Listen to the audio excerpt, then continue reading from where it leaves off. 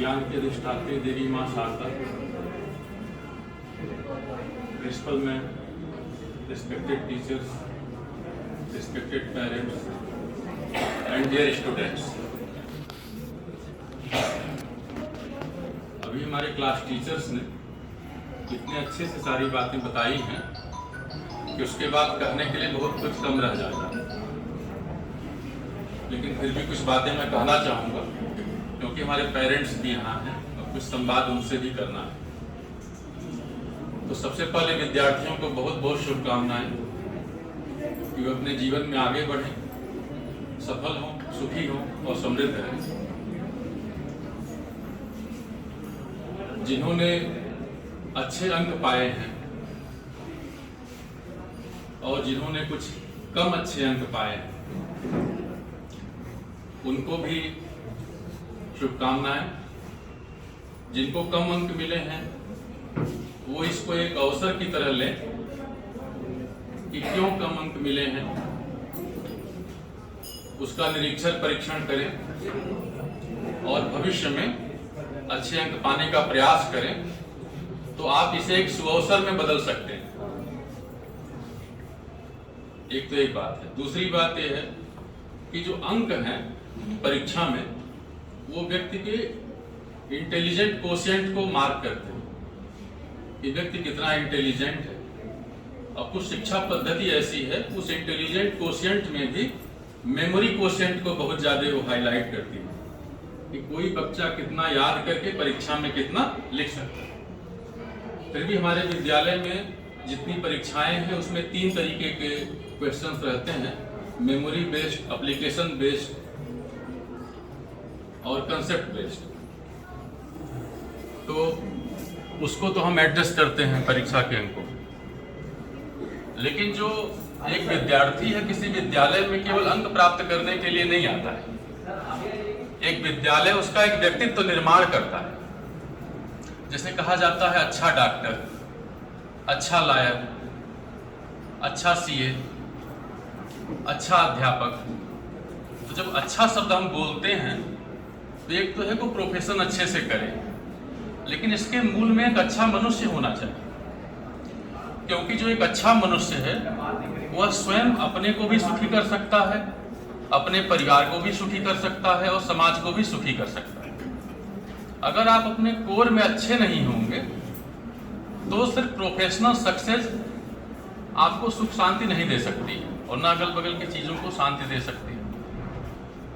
तो प्रोफेशन में अच्छा होने से पहले एक अच्छा मनुष्य बनना होता है, और अच्छा मनुष्य केवल अंकों से बनता नहीं।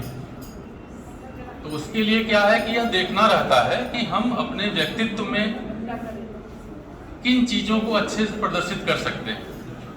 अगर किसी मछली की परीक्षा इस पे ले ली जाए कि वह पेड़ पर कितना अच्छा चढ़ेगा, या किसी बंदर की परीक्षा ऐसे ले ली जाए कि वो तैरने में कितना अच्छा करेगा, तो दोनों के साथ अन्याय होगा। तो अभी कुछ बच्चों के बारे में कहा गया कि वो गिटार अच्छा बजाते हैं, किसी के बारे में कहा गया कि वो अच्छे ओरेटर हैं। तो इन सारी चीजों को भी विद्यालय प्रमोट करता है, जिससे सर्वांगीण विकास व्यक्ति का पता लगता है। दूसरी चीज स्टूडेंट्स को कि आप इस समय जहां पर बैठे हुए हैं, आपके जीवन में वो कोर ऐसे लोग हैं जो आपको अच्छा बनते देखना चाहते हैं। माता पिता और अध्यापक या कोई भी व्यक्ति अपने जीवन में इन तीनों से अच्छा शुभचिंतक उसको मिल नहीं सकता, क्योंकि वो उसकी सफलता में अपनी सफलता देखते हैं। माता पिता अपने जीवन में जो कुछ नहीं कर पाए या जो कुछ उनका अधूरा रह गया वो चाहते हैं कि बच्चे पूरा करें। और अध्यापक को भी जब विद्यार्थी सफल होते हैं तो लगता है वही सफल हो गया है। तो इसलिए आप आभारी अपने हृदय में महसूस करें कि माता पिता का और अध्यापकों का वरदहस्त आपके ऊपर है।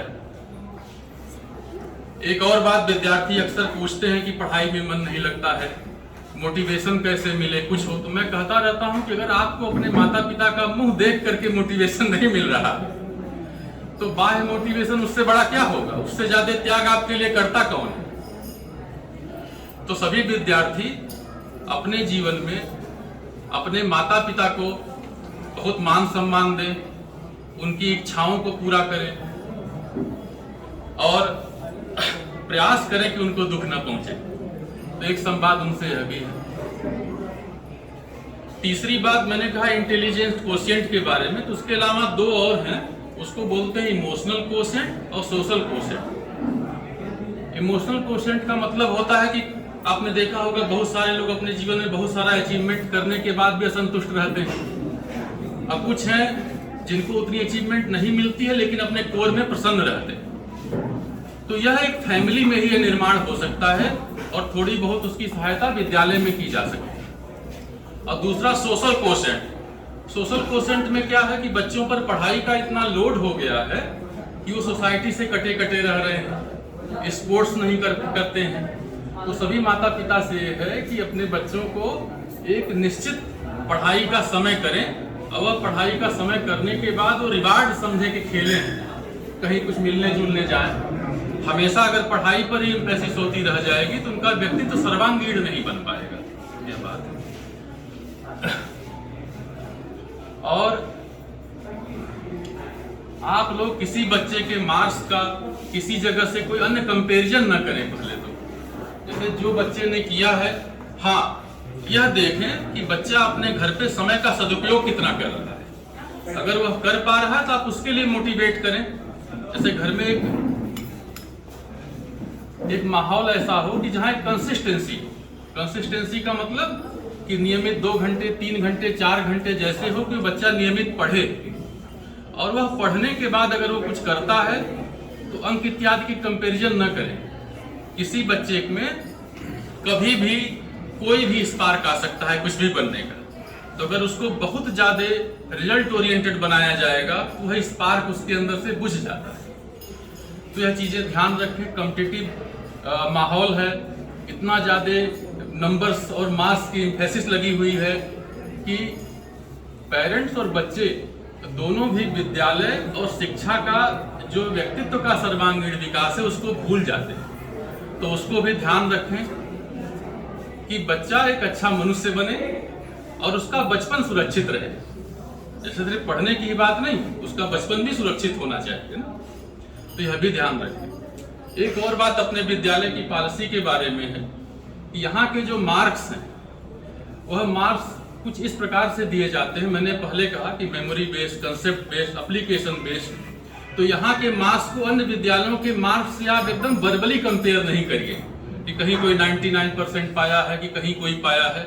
हर विद्यालय की मार्किंग और उसका एम्फेसिस एकदम से अलग है। तो हम जो मैंने बातें कही हैं वो हमारे विद्यालय का उद्देश्य रहता है कि मार्क्स के साथ सर्वांगीण विकास हो। इसलिए आपने देखा कि तमाम अन्य कैटेगरीज में बच्चों को पुरस्कार मिले हैं इसके लिए।